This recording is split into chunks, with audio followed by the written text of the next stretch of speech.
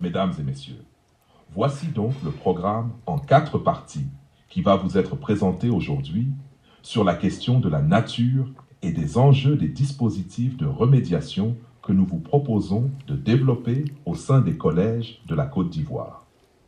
Une première présentation concerne la définition des notions qui éclairent ces pratiques professionnelles qui ont du mal à s'implémenter dans les systèmes éducatifs en Afrique comme ailleurs. Nous répondrons ainsi à la question: qu'est-ce que la remédiation dans le contexte de la différenciation pédagogique?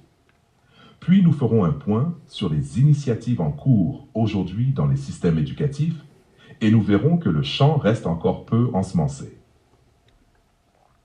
Ensuite, nous présenterons de manière opérationnelle 2 scénarios possibles: le travail en autonomie des élèves sur des parcours d'entraînement individualisés et la remédiation par anticipation conduite par les enseignants. Enfin, nous conclurons pour mettre en évidence ce qui semble pour le moment un adage: la remédiation, c'est facile quand c'est l'affaire de tous.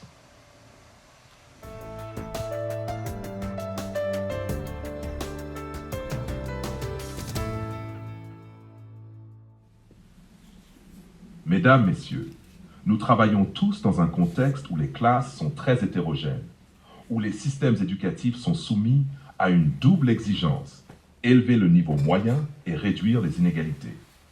Dans ce cadre, la question que je vous propose d'examiner aujourd'hui est simple, mais structurante. Qu'est-ce que la remédiation lorsque l'on adopte véritablement une logique de différenciation pédagogique?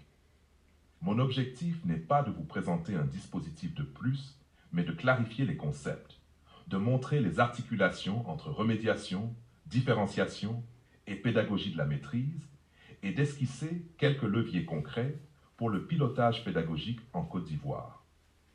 Commençons par la différenciation pédagogique.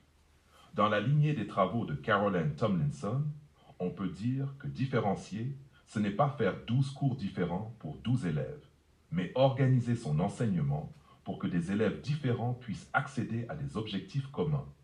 Concrètement, cela signifie jouer sur plusieurs variables: les contenus que l'on donne à travailler, les démarches et supports utilisés, les productions attendues des élèves, l'organisation de la classe et du temps.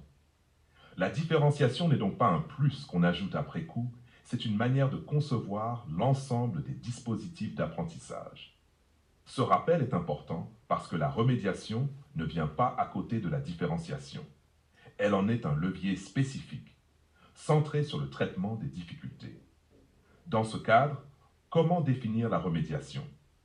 On peut dire, de manière rigoureuse, qu'il s'agit d'un ensemble de situations d'apprentissage ciblées, mises en place pour aider certains élèves à dépasser des difficultés précises, identifiées à partir d'un diagnostic. C'est un point clé. Sans diagnostic, il ne s'agit pas de remédiation. Il s'agit simplement de refaire des exercices.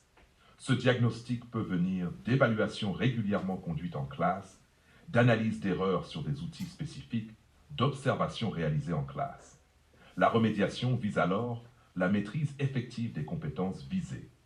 Elle a pour ambition de remettre l'élève dans le courant de la progression et non de le placer dans un dispositif parallèle sans lien avec le reste de la classe. Il s'agit donc généralement d'entraîner les élèves sur des compétences en cours de stabilisation. Ce temps nécessaire à la stabilisation des compétences en cours de construction est toujours déficitaire chez les élèves mis en difficulté. Le défaut n'est pas du côté de l'élève, mais du côté de l'absence de dispositifs adaptés. On peut distinguer 3 grandes logiques de remédiation qui ne s'opposent pas, mais qui se complètent. La première, la plus connue, est la remédiation a posteriori. On constate après une évaluation que certains élèves n'ont pas compris telle notion ou ne maîtrisent pas telle compétence, et l'on organise des séances de reprise ciblées. La deuxième est la remédiation par anticipation, que nous allons retrouver dans les dispositifs expérimentés en sciences. Il s'agit non plus d'attendre l'échec, mais d'identifier les notions à risque et de préparer en amont les élèves les plus fragiles. La troisième, c'est la différenciation en temps réel.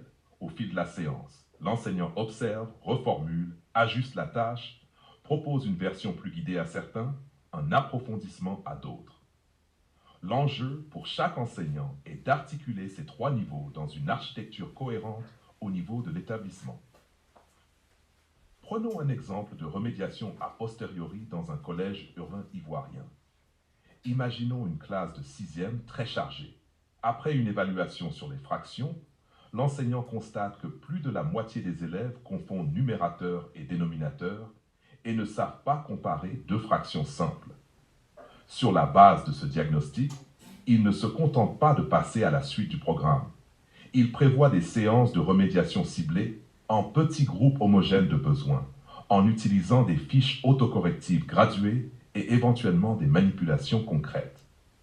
Ce type de remédiation suppose deux conditions: que l'on accepte d'y consacrer du temps d'enseignement et que l'on dispose d'outils simples, structurés, que les élèves peuvent utiliser de manière relativement autonome pendant que l'enseignant circule et apporte l'étayage nécessaire. La remédiation par anticipation inverse le calendrier. Au lieu d'attendre que l'évaluation montre des échecs massifs, on identifie à l'avance les notions qui posent classiquement problème. Prenons une séquence sur la densité en 4e. On sait qu'elle mobilise des prérequis en mathématiques, proportionnalité, calcul avec des unités, et des notions physiques de masse et de volume. L'enseignant ou l'équipe de sciences peut décider d'organiser, avant la séquence, une courte séance en petits groupes avec les élèves les plus fragiles. On y revisite les prérequis, on manipule, on travaille le vocabulaire scientifique. Le jour où la séquence commence en classe entière, ces élèves ne sont plus en situation de décrochage immédiat. Ils ont quelques repères. Ils osent participer. Cela change profondément leur rapport à la discipline et leur probabilité de réussite. 3e niveau, la différenciation en temps réel, au fil de la séance et dans le cadre du travail en autonomie. Ici, il s'agit d'installer des gestes professionnels chez l'enseignant, observer finement les réactions des élèves, repérer les visages perdus, les erreurs récurrentes et ajuster immédiatement. Mais il est aussi pertinent d'institutionnaliser, sur le temps de classe ou pas, des créneaux spécifiques de travail en autonomie sur des compétences en cours de construction. Ainsi, par exemple, pendant que la majorité de la classe travaille sur un parcours individualisé à l'aide de fiches autocorrectives, l'enseignant réunit près de lui un petit groupe d'élèves très fragiles pour une lecture guidée. On lit ensemble, on explique le vocabulaire, on reformule. En mathématiques, il peut proposer une version plus guidée de l'exercice à certains, avec des étapes intermédiaires, tout en permettant aux élèves plus avancés de poursuivre en autonomie. Si l'on se tourne maintenant vers la pédagogie de la maîtrise, telle que l'a pensé Benjamin Bloom, on voit immédiatement le lien avec la remédiation. Bloom part d'une hypothèse simple. Si l'on ajuste le temps et l'étayage, la grande majorité des élèves peut atteindre un haut niveau de maîtrise des objectifs visés. Autrement dit, ce ne sont pas les élèves qui sont forts ou faibles, une fois pour toutes, ce sont les conditions d'apprentissage qui sont plus ou moins favorables. Dans ce cadre, la remédiation n'est pas un supplément d'âme, c'est un passage obligé. Enseignement, évaluation formative, remédiation ciblée, puis nouvelle évaluation. L'enjeu pour des systèmes comme ceux d'Afrique de l'Ouest est de sortir d'une logique de redoublement massif, peu efficace donc abandonnée, pour entrer dans une logique d'ajustement continu des parcours et des temps d'apprentissage. La remédiation pose aussi une question éthique. Lorsque nous savons qu'un élève n'a pas compris, pouvons-nous nous contenter d'avancer dans le programme en laissant derrière nous ceux qui décrochent? Lorsque nous constatons que certains publics, élèves de milieux défavorisés, zones rurales, élèves allophones, parfois les filles, sont plus exposés à l'échec, pouvons-nous nous en tenir à un traitement identique pour tous? La remédiation, pensée dans le cadre de la différenciation, devient alors un instrument concret de justice scolaire.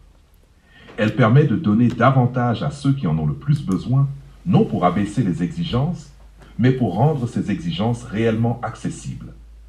Pour la Côte d'Ivoire, c'est à la fois un enjeu d'efficacité du système et un enjeu de cohésion sociale. Cela m'amène à votre rôle en tant que corps d'encadrement.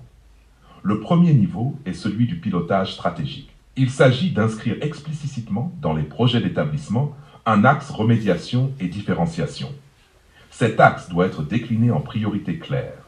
Par exemple, remédiation prioritaire en lecture en 6e et 5e, remédiation anticipative en sciences ou SVT en 4e et 3e.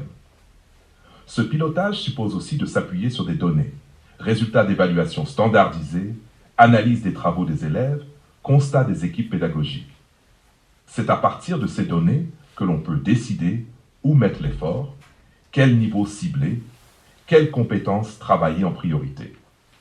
Le deuxième niveau, c'est celui de l'accompagnement et des ressources. Les enseignants ne manquent pas de bonne volonté, mais ils ont besoin d'outils concrets et de soutien.